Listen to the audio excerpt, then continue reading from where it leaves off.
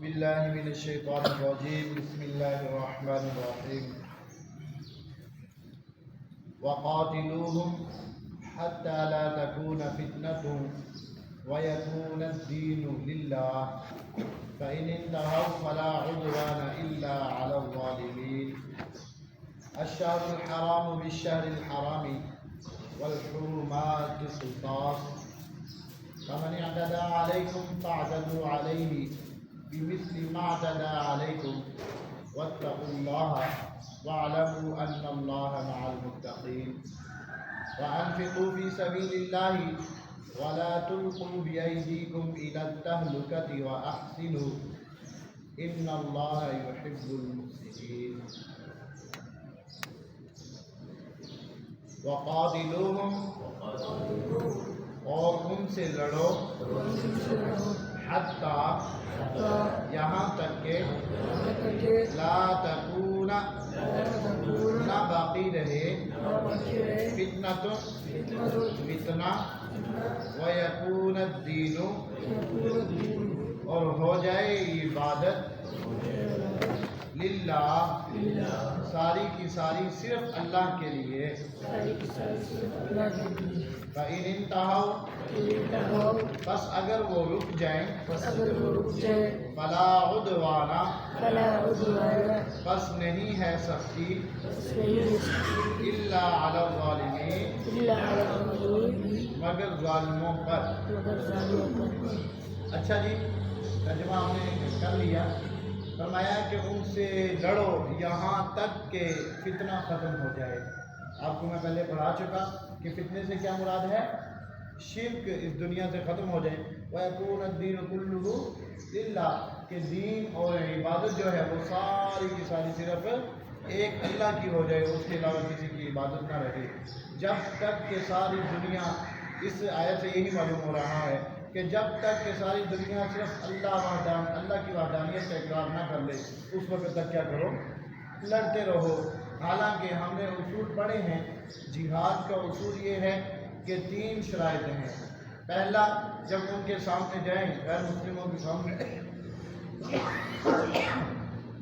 جنگ کے لیے، جہاد کے لیے، تو سب سے پہلا کیا ہے؟ ان پہ اسلام پیش کرنا ہے. اگر وہ اسلام کو مان لیں تو کبھی جنگ ہی ختم ہو جاتی ہے. اگر نہ مانیں تو انہیں کہا جائے گا دوسری شرط یہ ہے کہ جزیہ دو اور اسلام کے ماتحت رہو، اسلام کے نظام کے ماتحت رہو، جزیہ دے کے، ٹیکس دے کے، تاکہ ان کو مغلوب ہو جائے، پتہ لگے کہ یہ مغلوب ہیں، اسلام غالب ہے. اور اگر یہ دونوں کام وہ نہ کریں، نہ اسلام قبول کریں اور نہ جزیہ دینے پہ راضی ہوں، تو پھر ان سے کہا جاتا ہے کہ بھی آؤ، اب میدان میں فیصلہ ہو جائے گا. اور پھر ان کے ساتھ جہاد ہے. یہاں پہ اللہ تبارک و تعالیٰ فرما رہے ہیں، کوئی ذکر نہیں ہے، سیدھا فرمایا کہ لڑو ان سے یہاں تک کہ دین صرف اور صرف اللہ کے لیے نہ ہو جائے، عبادت صرف اللہ کی نہ رہ جائے. تو اس کے بہت سارے جواب ہیں. امام اعظم ابو حنیفہ رحمہ اللہ تعالیٰ علیہ، انہوں نے جواب دیا ہے اور بہتر جواب ہے. فرماتے ہیں کہ مشرک ہے 2 قسم کا. مشرک ہے 2 قسم کا. ایک ہے مشرک عرب کا اور دوسرا ہے مشرک عجم کا. عجم کے مشرک کے لیے 3 شرائط ہیں، یعنی عرب سے باہر جو لوگ ہیں وہ سارے عجمی کہلاتے ہیں.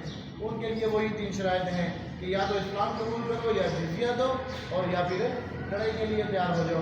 لیکن عرب کے جو مشرک ہیں ان کے لیے 2 ہی شرائط تھی، یا تو اسلام قبول کر لو، اسلام کے دامن عافیت میں آ جاؤ، یا پھر کیا جنگ کے لیے تیار ہو جاؤ، قتل کے لیے تیار ہو جاؤ. وجہ اس کی یہ ہے کہ عرب جو ہے وہ اسلام کا پایا تحت ہے.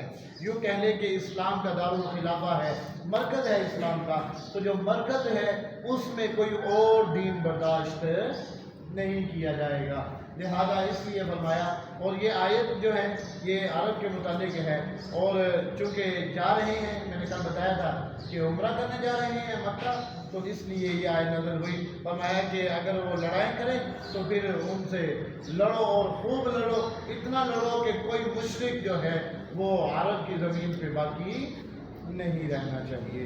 اب بالکل سمجھ آگے، بات صاف ہو جاتی ہے.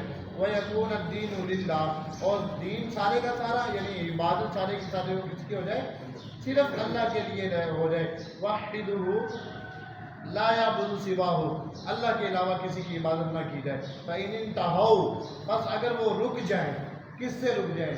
لڑائی سے نہ بلکہ شرک سے وہ رک جائیں، تو فرمایا فلا عدوان، پھر زیادتی نہیں ہے، یعنی سزا پھر ان کو نہیں دی جائے گی۔ الا علی الظالمین، سزا کس کو دی جائے گی؟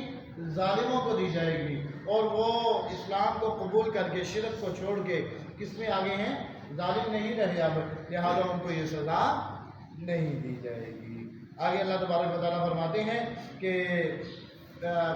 گزشتہ آیات میں فرمایا کہ مکان حرم کی کیا کرو؟ توقیر کرو اور ادب کرو۔ اگر وہ بھی حرم کا خیال کریں تو تم بھی خیال کرو، حرم میں لڑائی نہ کرو۔ کل کے سبق میں آیا۔ اور